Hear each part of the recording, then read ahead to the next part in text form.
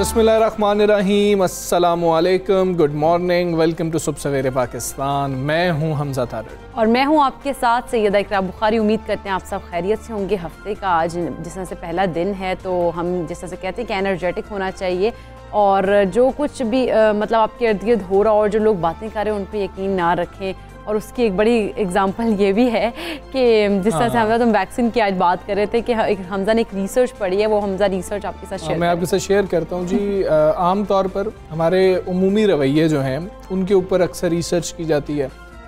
लोग जो वैक्सीन लगवाते हैं, कोविड की हम वैक्सीन की बात कर रहे हैं, तो कुछ लोग होते हैं कि जिनको बाजू में दर्द होता है या फिर एक आध दिन के लिए बुखार होता है या कुछ इस तरह के सिम्टम्स आ रहे होते हैं या पता लगता है कि भाई वैक्सीन लगी है ना, वो इसको ऐसे कह लेते हैं। तो आम तौर पर लोग ये समझते हैं कि अच्छा मुझे तो ये हुआ था, मुझे तो बुखार भी हो गया था, मेरे तो बाजू में भी दर्द रहा, 1-1.5 दिन 2 दिन दर्द रहा, मुझे हल्का सा जो है फ्लू भी हो गया था। तो इस तरह की चीज़ें तो लोग कहते हैं कि शायद भाई तुम्हें ठीक वैक्सीन लगी है, तुम पर दुरुस्त तरीके से असर करेगी। और एक बंदा होता है मेरे जैसा जो ये कहता है कि भाई मैंने भी वैक्सीन लगाई थी, मुझे तो कुछ भी नहीं हुआ इस हवाले से। तो सारे ये कह रहे होते हैं कि भाई तुम्हें फिर जो है ना वैक्सीन ठीक नहीं लगी या फिर तुम पे असर नहीं कर रही। मैं बताती हूँ हमजा, वैसे आम लोग जो कहते हैं इसको वैक्सीन नहीं लगी, इसको पानी लगा तो तुम्हें तो असर ही नहीं हो रहा, तो तुम्हारी वैक्सीन का तो कोई फायदा ही नहीं हुआ। फिर मैंने दूसरी डोज लगवाई, जब मैंने दूसरी डोज लगवाई तो फिर मुझे पता लगा कि यार अभी भी मुझे उस तरह की कोई तकलीफ नहीं हुई, कोई सिम्टम्स नहीं आ रहे हैं। तो फिर लगना शुरू हो जाता है कि यार शायद वाकई मेरे ऊपर वैक्सीन असर नहीं कर रही, क्योंकि इकरा ने जब वैक्सीन लगवाई इकरा को तो बुखार हो गया, तो ये क्या हो गया, इस तरह की चीज़। तो अब अमेरिका के अंदर ये तहकीक की गई है कि ये पॉसिबल है कि किसी के बाजू में दर्द हो, ये पॉसिबल है किसी को हल्का फुल्का बुखार हो जाए, ये हल्का फुल्का जो है फ्लू के हवाले से कोई शिकायत हो, लेकिन बड़ी तादाद में लोग हैं कि जिनको कुछ भी ऐसा नहीं हो रहा होगा लेकिन उन पर वैक्सीन पूरे तरीके से असर कर रही है। ये मत सोचें कि जी कि हमें तो बाजू में भी दर्द नहीं हुआ, हमें तो हल्का फुल्का बुखार भी नहीं हुआ, तो शायद हमें पानी लगा दिया गया और वैक्सीन नहीं लगाई गई है। तो ऐसा नहीं है, वैक्सीन असर कर रही है। पूरा डेटा इकट्ठा किया गया और वर्कर्स जो हैं उनको चेक किया गया, वहाँ पर देखा गया है कि वो वाले लोग जिन लोगों को कोई इस तरह के असरात सामने नहीं आए, किसी को कोई हल्की फुल्की तकलीफ भी नहीं हुई, जब चेक किया तो पता लगा कि एंटीबॉडीज़ जो थे वो बन गए हुए थे और वैक्सीन ने अपना असर दिखाया। अच्छा, इसका मतलब तो ये हुआ ना कि जो बातें हैं ये सारे मतलब लोग कहते हैं कि जी इसको नहीं सही लगी वैक्सीन, इसको सही लगी है, ये ज़रूरी नहीं होता कि सिम्टम्स हर एक को शो हो और ये भी ज़रूरी नहीं होता कि हर एक को सिम्टम्स ना शो हो। तो इस किस्म की जो बातें होती हैं कि जी इसको पानी लग गया है या कुछ ऐसी वैसी बातों पे यकीन न रखें, क्योंकि अब ये बाकायदा रिसर्च हुई और रिसर्च में बताया गया कि किसी को अगर सिम्टम्स शो हुए हैं किसी को नहीं हुए तब भी एंटीबॉडी से जब टेस्ट किया गया तो उसकी बॉडी में एंटीबॉडीज मौजूद थी और वो उनकी कुव्वत मुदाफ़त जो पैदा हो चुकी थी उनके। अच्छा देखिए हम कैसी बातें कर रहे हैं कि वो लोग जो वैक्सीन लगवा रहे हैं वो अब क्या सोच रहे हैं, और कुछ लोग हमें सुन रहे होंगे जिन्होंने अभी तक खुद को वैक्सीनेट नहीं कराया होगा ना, ये तो हमारे मसाइल ही नहीं है ना, हमने तो वैक्सीनेट नहीं करवाया तो हमें क्या पता कि असरात होंगे नहीं। तो आपके लिए सबसे आम चीज़ ये है और ही जाके खुद को वैक्सीनेट करवाएं। फिर आप लोग देखिए कि जी हमारी बातें जो है हम लोग ठीक बातें करें या नहीं करें, आपको सिम्टम्स शो होते हैं या नहीं होते, वैसे ही एक बेहतर फील कर रहे होते हैं वैक्सीनेट होने के बाद। अच्छा, पता है आपको लगता है कि यार नहीं शायद मैं सेफ। जैसे हमजा पहले ना बहुत ज़्यादा डर था ना कि ये कोविड आ गया, जिससे कोविड हो भी रहा था और उसके बाद यानी कि ये थोड़ा सा डर खत्म हुआ कि एक दफ़ा जो होगा उसको दोबारा नहीं होगा। लेकिन जब रिसर्च हुई उन्होंने कहा नहीं दोबारा भी हो सकता है, दोबारा ज़्यादा खतरनाक हो सकता है, तो काफ़ी ना गैर महफूज सा फील कर रहे थे। लेकिन जब वैक्सीन लगवा ली तो बड़ा महफूज फील करे कि अब जो है हमें इस तरह का कोविड जो है उस तरह का लेवल का नहीं होगा जिस तरह का एक्सपेक्ट कर रहे थे। और ये इत्मीनान ही बहुत बड़ी बात है कि आप बहुत बड़े स्ट्रेस से निकल जाते हैं, मेंटली सेटिस्फाई हो जाते हैं आप लोग और वो स्ट्रेस से निकल आते हैं। लेकिन जिन्होंने वैक्सीनेट करवा लिया आप जरूर इत्मीनान में रहें, लेकिन आप लोगों ने मास्क, हाँ एहतियात के साथ आपने मास्क लगाए रखना है और सोशल डिस्टेंसिंग का खास ख्याल रखना है। अभी हम टॉप स्टोरीज पर नजर डालते हैं। पार्टी 1 और बयानिए 2 मुस्लिम लीग नून में इख्तलाफात खुलकर सामने आ गया। मरियम नवाज ने चंद रोज कबल जिस इकदाम को गुनाह करार दिया था, हमजा शहबाज ने उसी इकदाम को कौमी मफाद में दुरुस्त फैसला करार दे दिया।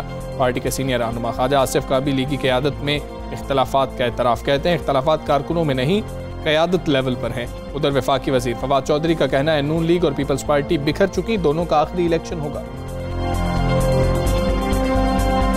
कोरोना कोरोना का खतरा अभी टला नहीं। डेंगू मच्छर ने अपने पर फैलाना शुरू कर दिए। डेंगू वायरस से मुल्क भर में सैकड़ों अफराद मुतासर, केसेस में इजाफा जारी। इस्लामाबाद में मजीद 32 केसेस रिपोर्ट हुए। पंजाब और सिंध के मुख्तलिफ शहरों में भी डेंगू के केसेस सामने आ रहे हैं। उधर पेशावर में डेंगू वायरस के केसेस में इजाफा देखा जा रहा है।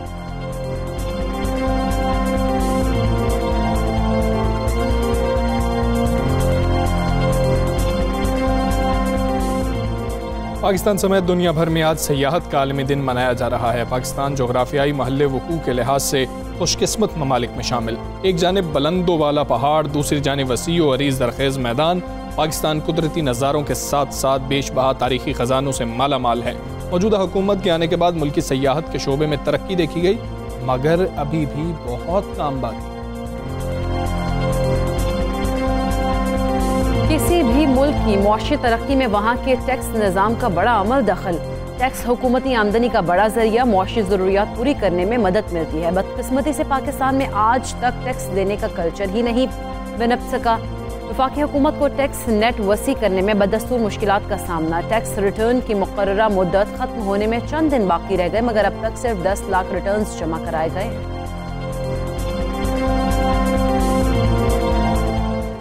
टॉप स्टोरीज आपने जानी है। सबसे पहले बात करेंगे मुल्क में सियासी महाज की, जहां मौजूदा अपोजिशन की मौजूदगी में रावी हुकूमत के लिए चैन चैन लिख रहा है। बिल्कुल, गुज़श्ता रोज़ की अगर हम बात करें, रावलपिंडी में वर्कर्स कन्वेंशन में मुस्लिम लीग नून में इख्तलाफात खुलकर सामने आ गए। मुस्लिम लीग नून के सदर शहबाज शरीफ ने अपने खिताब में दावा किया कि अगर 2023 में शफाफ इलेक्शन हुए तो हम PTI को सियासी तौर पर दफन कर देंगे। हाँ जी, लेकिन हालत क्या है वो बात कर लेते हैं। पार्टी एक है, बयानिए दो, पता नहीं कितने चल रहे हैं। खैर, मरीम नवाज ने चंद रोज कबल जिस इकदाम को गुनाह करार दिया था, हमजा शहबाज शरीफ साहब ने इसी इकदाम को कौमी मफाद में दुरुस्त फैसला करार दे दिया है। अच्छा, उन्होंने अपने खिताब में ये कहा है कि आर्मी चीफ की एक्सटेंशन का जो फैसला है वो कौमी मफाद में और दुरुस्त था। यही नहीं बल्कि पार्टी के सीनियर रहनुमा ख्वाजा आसिफ ने भी लीगी क़यादत में इख्तलाफात का एतराफ़ कर लिया। हमजा, हाँ, उन्होंने कहा कि इख्तलाफात कारकुनों में नहीं, क़यादत लेवल में है। आम इंतखाबात में 2 साल का अरसा ही बाकी रह गया है, किसी वक्त भी इंतखाबात हो सकते हैं, आप लोग तैयार रहें। खैर, ये जुमला अदा करके उन्होंने थोड़ी सी बात की कि जी कि मैं शहर के लेवल पे कह रहा हूँ, मैं इस लेवल पर कह रहा हूँ कि क़यादत में इख्तलाफात हैं, मैं भी एक वर्कर हूँ और हमें नवाज शरीफ के पीछे चलना। खैर, शहबाज शरीफ साहब ने क्या कहा था वो सुना देते हैं, खासे जज्बाती नजर आ रहे थे। और आप कहते हैं कि घबराना नहीं, आपने इस कौम का तेल निकाल दिया है, आपने पाकिस्तान को माशी तौर पर बर्बाद कर दिया है, दुनिया में पाकिस्तान की आज कोई इज्जत नहीं, आपने पाकिस्तान को कंगाल कर दिया है। कर्जे लेकर पाकिस्तान को बदहाल कर दिया है। 22 करोड़ आवाम के हर बच्चे को आपने कर्जों में जकड़ दिया है, और अब भी कहते हैं कि घबराना नहीं, आपको जल्द उठना होगा और एक तूफान की तरह महंगाई के खिलाफ आपको निकलना होगा और अवामी लहरों से इस हुकूमत को दरियाबुर्द करना होगा। शहबाज शरीफ साहब ने क्या कहा, दरियाबुर्द कर रहे थे हुकूमत को। उन्होंने ये भी बात की खैर कि जी कि अगर तो फेयर इलेक्शन हो गए तो 2023 में हम सफाया कर देंगे पाकिस्तान तहरीक इंसाफ का। जबकि वफाकी वज़ीर इत्तलात फवाद चौधरी ने कहा है कि नून लीग और पीपल्स पार्टी अब बिखर चुकी हैं, ये दोनों जमातों का आखिरी इलेक्शन। अच्छा, फवाद चौधरी साहब ने क्या कहा आपको वो सुना देते हैं। इलेक्शन कमीशन से भी मामला जो है वो बेहतरी की तरफ गामजान है। मुझे उम्मीद है कि इलेक्शन कमीशन में हमारा कोई जाती ज़ाहिर झगड़ा नहीं है। अब अगर हम शहबाज शरीफ से पूछें कि अगला चेयरमैन नैब क्या होना चाहिए, तो ये तो ऐसे ही है कि हम चोर से पूछें कि आपका तफ्तीशी कौन होगा। नून लीग और पीपल्स पार्टी मुकम्मल तौर पर बिखर गई। आप देख रहे हैं कि नून लीग और पीपल्स पार्टी के तो टिकट लेने वाले लोग नहीं। पीपल्स पार्टी को पंजाब में अभी जब बिलावल साहब साउथ पंजाब गए हैं, उन्होंने वहाँ पे लोगों को 5-5 करोड़ रुपया ऑफर किया है कि हमारे टिकट के ऊपर आप इलेक्शन लड़ेंगे तो हम पैसे देंगे। इनके पास तो कैंडिडेट ही नहीं है। नून लीग के पास शहबाज शरीफ साहब जो हैं और मरियम नवाज हैं और बाकी लोग हैं, ये सारे हर हफ्ता टॉस करते हैं, क्या इस हफ्ते ये लीडरशिप होगा, फिर अगले हफ्ते दूसरा लीडर होगा। ये पार्टियां तो बिल्कुल टूटी हुई बिखरी हुई हैं। फवाद चौधरी साहब ने क्या कहा वो भी आपने सुना। सारे मामले पर बात करेंगे। हमारे साथ सीनियर एनालिस्ट मौजूद हैं, सईद काजी साहब। सईद काजी साहब, अस्सलाम वालेकुम, गुड मॉर्निंग सर। सर, सबसे पहले तो ये बता दिए, शहबाज शरीफ साहब कह रहे हैं कि अगर शफाफ इंतखाबात हो गए तो हम सफाया कर देंगे। सर, ये शफाफ इंतखाबात की पाकिस्तानी सियासत में क्या डेफिनेशन है? ये पहली दफ़ा 1985 में हुए थे, जो ज़ियाउल हक ने करवाए थे शफाफ इंतखाबात। उसके बाद यहाँ पे बाई एंड लार्ज कंसेंसस है कि 70 के इंतखाबात के अलावा कोई भी, और ये खुद ये जितनी पॉलिटिकल एलीट है जो डिवाइड की किसी साइड पे भी बैठी हो, वो सारे कहते हैं कि सारे इंतखाबात जिसमें वो हार जाते हैं वो गलत होते हैं और जिसमें वो जीत जाते हैं वो दुरुस्त होते हैं।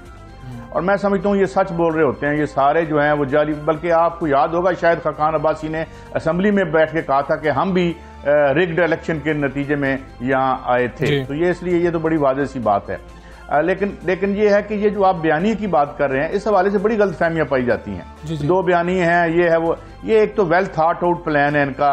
मरियम साहबा उस फ्रस्ट्रेशन को वेंट करती हैं, जो वो अपना हक की हुक्मरानी समझता है ये खानदान, तो वो जो गुस्सा है वो उधर से निकालते हैं। ये इधर से इशारा देते हैं कि भाई हम आज भी आपकी उंगली पकड़कर इक़्तिदार में आने को तैयार हैं। तो ये एक तो इनकी ये स्ट्रेटजी है।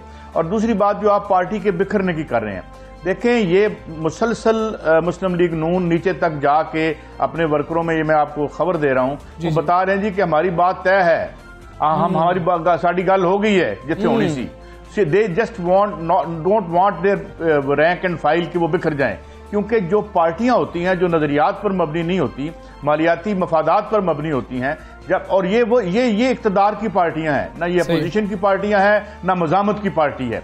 तो इन्हें अपने लोगों को बावर करवाना पड़ता है कि भाई हम अगले इक़्तिदार में आ रहे हैं, इंशाल्लाह स्वाडे काम होते रहने जिमें पहले हो रहे सन, because that is the only basis जिसकी वजह से ये सारे इकट्ठे होते हैं। तो ये बात दुरुस्त है फवाद चौधरी साहब की कि पार्टियां बिखरी हैं, मगर एक बात और भी है जो फवाद चौधरी साहब ने नहीं की, वो ये है कि आपको भी डिलीवर करना था। आपने भी नवाज शरीफ के निज़ाम को आगे बढ़ाया है, लिहाजा ये इनका क्राइसिस अपनी जगह, मगर आपका भी क्राइसिस है क्योंकि निज़ाम नहीं बदला आपने। और जब तक आप निज़ाम नहीं बदलेंगे और वही कंटिन्यू करेगा तो फिर पॉलिटिकल पार्टियां डिस्क्रेडिट होती रहेंगी जो भी पावर में आएगी। जी ठीक है सैयद कायस साहब, ये भी सर फरमा दीजिएगा कि जिस तरह से ख्वाजा आसिफ साहब कह रहे थे कि ये क़यादत लेवल पर इख्तलाफात हैं, ये उन्होंने बाद में थोड़ा सा इसको ये कह लिया जाए कि तसहीह करने की कुछ कोशिश की कि जी के इलाकाई तौर पर वो बात कर रहे थे, आप क्या समझते हैं, या फिर उनका इशारा जो है मरकज़ी क़यादत की जानिब ही था कि वहाँ पर भी कुछ इख्तलाफात? देखिए जो ख्वाजा आसिफ साहब जैसे लोग हैं, अब जो माशाल्लाह बड़ी कारोबारी शख्सियात भी हैं, मुल्क से बाहर भी इनका कारोबार है, जहाँ से 15 लाख रुपए आ रहे थे कामे के जरिए, हमें बताया तो नहीं गया कहाँ से आए थे।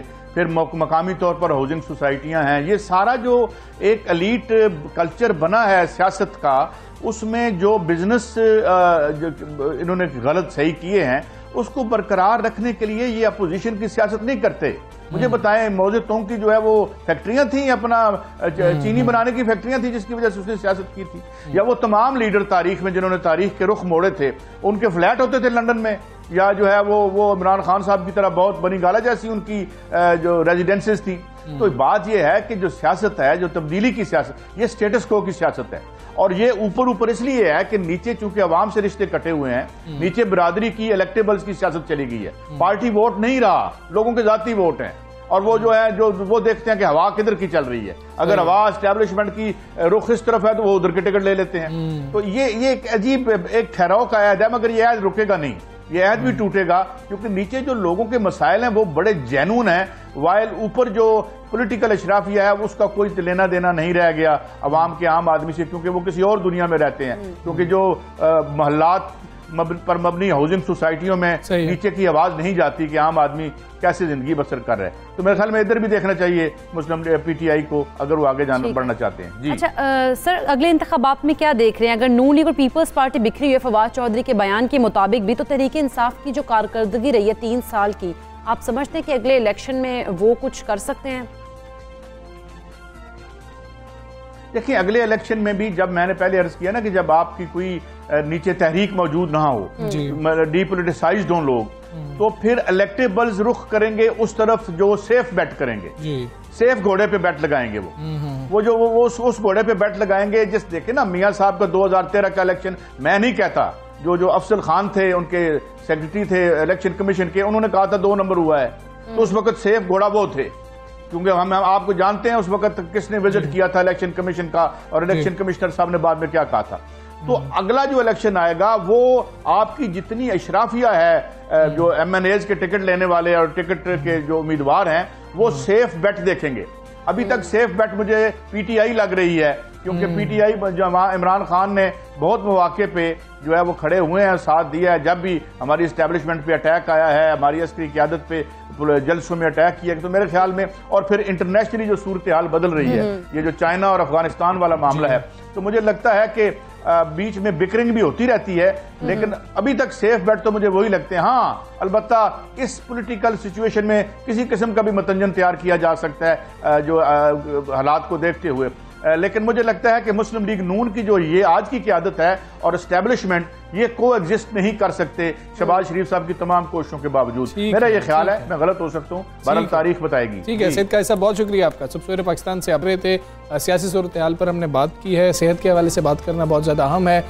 हम शुक्र अदा कर रहे थे और दुआएं भी बहुत ज़्यादा मांग रहे थे कि कोरोना केसेस की शरह किसी तरह से नीचे आ जाए। हम नीचे आता हुआ देख रहे हैं, लेकिन अभी सुख का सांस हमने लिया ही नहीं है कि डेंगू मच्छर ने अपने पर फैलाने शुरू कर दिए। बिल्कुल ऐसी है हमजा। डेंगू वायरस की अगर बात करें तो मुल्क भर में सैकड़ों अफराद मुतासर भी हो रहे हैं, जबकि केसेस में मुसलसल इजाफा देखा जा रहा है। वफाकी दारुल-हुकूमत में मजीद 32 डेंगू के केसेस रिपोर्ट हो गए हैं। अच्छा, रवां सीजन में शहर में अब तक 177 डेंगू केसेस सामने आ चुके हैं और वायरस से 2 अमवात भी हो चुकी हैं। पंजाब में देखा जाए तो डेंगू के मजीद 73 केसेस सामने आए हैं और लाहौर में मजीद 7 अफराद जो हैं वो डेंगू से बीमार हुए हैं। बिल्कुल। अगर दूसरी जानिब हम कराची की बात करें तो कराची समेत सिंध के मुख्तलिफ शहरों में भी डेंगू के 300 से ज़्यादा जो केसेस हैं वो रिपोर्ट हो चुके हैं। बहावलपुर में भी डेंगू बुखार के मरीजों की तादाद में रोज़ बरोज़ इजाफा जारी है। और पेशावर की बात करें तो वहाँ पर भी यही सूरत हाल है। दीगर इलाकों की तरह कैनाल रोड और दानिशाबाद में भी डेंगू वायरस के केसेस में इजाफा हुआ है। आखिर वजह क्या है कि डेंगू जो है वो बेकाबू होता हुआ हमें नज़र आ रहा है? इंतज़ामात कैसे हैं, बात करेंगे। चेयरपर्सन है dengue expert advisory group doctor Somiya Iqtidar साहब हमारे साथ मौजूद हैं। डॉक्टर सोमिया, अस्सलाम वालेकुम, गुड मॉर्निंग। डॉक्टर सोमिया, बताइएगा कि मसला तो था हमें कोरोना के हवाले से और ज़्यादा फोकस भी शायद कोरोना पर ही था। आप समझ रही हैं कि डेंगू के जो केसेस हैं अभी कंट्रोल में ही है, इतने परेशान होने की बात नहीं है? देखिए, डेंगू के केसेस फिलहाल कंट्रोल में तो हैं, क्योंकि ये एक्सपेक्टेड तो था। ये मौसम है जिसमें डेंगू बुखार हर साल ही आता है और 2019 के बाद ग्लोबली भी डेंगू के केसेस में सर्च देखी गई और साउथ ईस्ट एशिया कंट्री जो है वो ज़्यादा हिट होती हैं। तो ये एक्सपेक्टेड तो था और उसके हिसाब से जो है वो हमने तैयारी भी की हुई थी। लेकिन पिछले 2 या 3 हफ्ते ऐसे हैं जिसमें एकदम केसेस में इजाफा होना शुरू हुआ है। तो आई थिंक कि हमें अपनी प्रिपेयर्डनेस को और भी बेहतर करने की ज़रूरत है, ख़ासतौर पर हस्पतालों की प्रिपेयर्डनेस, क्योंकि ये वो टाइम है जब मरीज आपके पास रिपोर्ट हो रहे हैं, आपके डेंगू वार्ड्स एक्टिव हैं, डेंगू काउंटर्स एक्टिव हैं, आपके डॉक्टर्स ट्रेन हैं कि उनके मरीजों के इलाज के लिए जो अपडेटेड गाइडलाइंस हैं उनको फॉलो कर सकें और तमाम अद्वियात उनके मामले जो सेहत के हैं वो इन प्लेस हैं।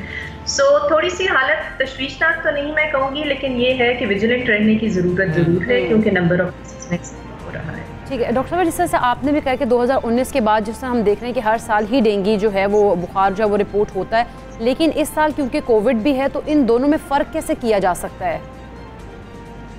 देखिए, जो डेंगू बुखार है वो एक फेब्राइल इलनेस है जिसमें बुखार के साथ सर में दर्द, आंखों के पीछे दर्द, जिस्म के पट्टों में दर्द और इसके अलावा कोई रैश डेवलप हो सकता है या जिस्म के किसी हिस्से से खून आ सकता है। कुछ मरीजों में उल्टी की कैफियत और पेट में दर्द भी देखा जाता है। सो ये टिपिकल डेंगू बुखार की अलामात होती हैं।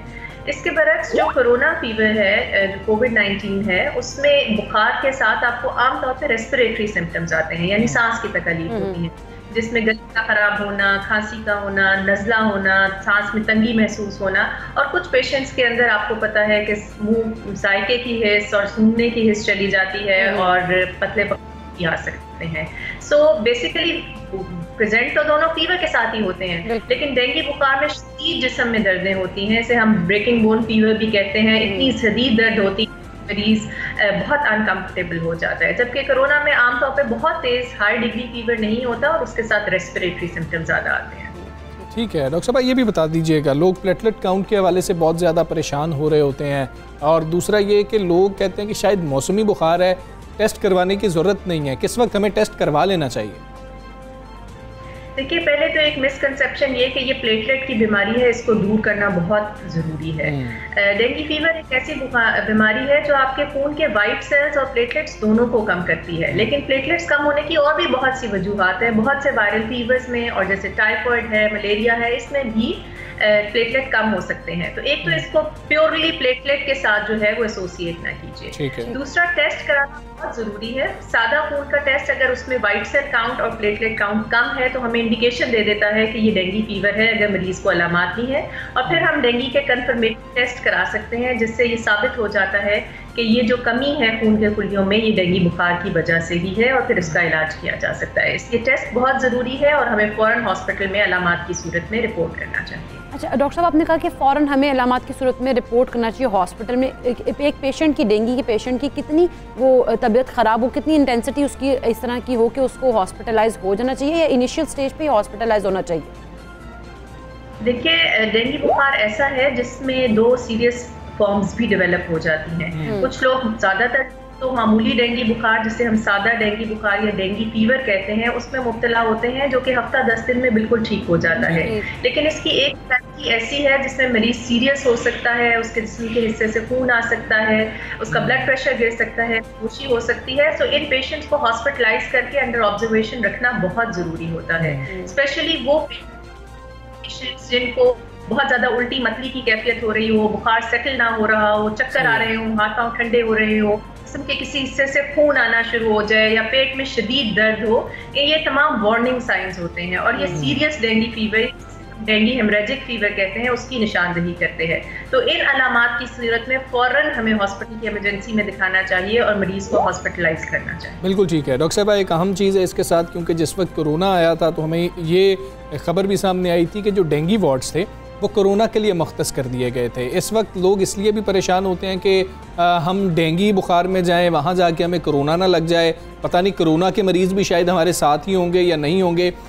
ये जो लोगों के अजहान में सवालात हैं, इनको ज़रा दूर कर दीजिएगा। कोरोना वार्ड अलहदा है, डेंगू वार्ड अलहदा है। कोरोना के मरीज़ डेंगू के मरीज़ों के साथ होंगे, नहीं होंगे? जी बिल्कुल, जो कोरोना है उसमें आइसोलेशन की ज़रूरत होती है, क्योंकि ये रेस्पिरेटरी इलनेस है और एक शख्स से दूसरे शख्स को लगती है। सो आइसोलेशन कोविड वार्ड्स अलहदा हैं। डेंगू के वार्ड्स अलहदा हैं, जिन्हें मॉस्किटो नेट्स के साथ डेवलप किया जाता है, और उसमें हाई डिपेंडेंसी यूनिट्स डेवलप किए जाते हैं ताकि मरीज़ की मॉनिटरिंग हो सके। तो इन दोनों वार्ड्स को अलहदा बनाया गया है और ये एक दूसरे से फासले पर हैं, ताकि मरीजों को हम डेंगू के डेंगू वार्ड में ट्रीट कर सकें और कोविड-19 के पेशेंट्स को आइसोलेशन में ट्रीट कर सकें। ठीक है। अच्छा डॉक्टर साहब, जिस तरह से हम कोविड के ऊपर तो कहते हैं ना कि ये SOPs हैं, इनके ऊपर आप अमल करेंगे तो आप इससे मतलब कोविड से बच सकते हैं, लेकिन अगर डेंगू की बात करें तो हमें किस तरह से दोबारा वो प्रैक्टिस करनी होगी कि हम जो है डेंगू मच्छर के काटने से या बुखार से भी बच सकें? लेकिन ये काटने से बचने के लिए ज़रूरी है कि हम मॉस्किटो बाइट को प्रिवेंट करें। उसके लिए जब आप बाहर निकलें तो आपको आस्तीन के कपड़े पहने, बच्चों को या बड़ों को शॉर्ट्स ना पहनाएं। अगर आपके जो अनएक्सपोज्ड एरियाज हैं उनके ऊपर मॉस्किटो रिपेलेंट्स लें। रात को बाहर सोते हैं तो मच्छरदानी का इस्तेमाल करें। घर में की जालियां जो है वो देख लें कि वो कहीं टूटी तो नहीं हुई या उनमें से मच्छर अंदर तो नहीं आ रहे, उन्हें बंद करके सोएं। कॉयल और मैट का इस्तेमाल करें। इसके अलावा जो भी मॉस्किटो की ब्रीडिंग साइट्स हैं वो आपके अगर घर के अंदर या घर के इर्द गिर्द मौजूद हैं तो उनका ज़रूर जायज़ा लें। जहाँ भी पानी इकट्ठा होता है वहाँ मच्छर अंडे देता है और फिर बीमारी फैलने का बायस बनता है। सो घर में अगर कूलर में पानी है या फ्रिज की ट्रे से पानी गिर रहा है या आपने गुलदान में फूल लगाए हैं उसमें पानी है, उन सबको फिलहाल इस मौसम में या तो बार बार तब्दील कीजिए या उनको खुश्क कर दीजिए ताकि वो मच्छरों की पनाहगाह ना बने। ठीक है डॉक्टर साहब, बहुत शुक्रिया आपका। पाकिस्तान से आप बात कर रही थी, बड़ा अहम मामला है ये भी। हमें ख़ासतौर पर बच्चों को हम खेलने के लिए जब बाहर निकालते हैं तो अब गर्मी भी उतनी नहीं है, और वैसे भी अगर हो भी मौसम गर्म भी हो तो हमें एहतियात ये करनी है कि पूरी आस्तीन वाले कपड़े बच्चों को पहना कर और ख़ुद भी कोशिश करें कि पूरी आस्तीन वाले जो कपड़े हैं वो हम पहने और हम फिर बाहर निकलें। अब ये एहतियात जो डॉक्टर साहब हमें बता रही थी, हमें इन पे बहुत ज़्यादा अमल की ज़रूरत है। और इसके साथ साथ जिस डॉक्टर साहब ने बताया कि हम लोग काफ़ी ज़्यादा एहतियात ये नहीं करते हैं कि हम लोग वॉशरूम्स में जो बाल्टियाँ होती हैं उसमें पानी हम रख देते हैं, तो ये जो प्रैक्टिस है इसको छोड़ दें, क्योंकि इसकी वजह से साफ पानी के ऊपर ये डेंगू मच्छर जो उसमें पैदा होता है, तो इससे आप लोग जो है साफ पानी ज़्यादा बड़ा खतरा है इसके अंदर, तो आपने बहुत ज़्यादा ख्याल रखना है। हम एक ब्रेक लेते हैं, ब्रेक के बाद वापस आते हैं हमारे साथ।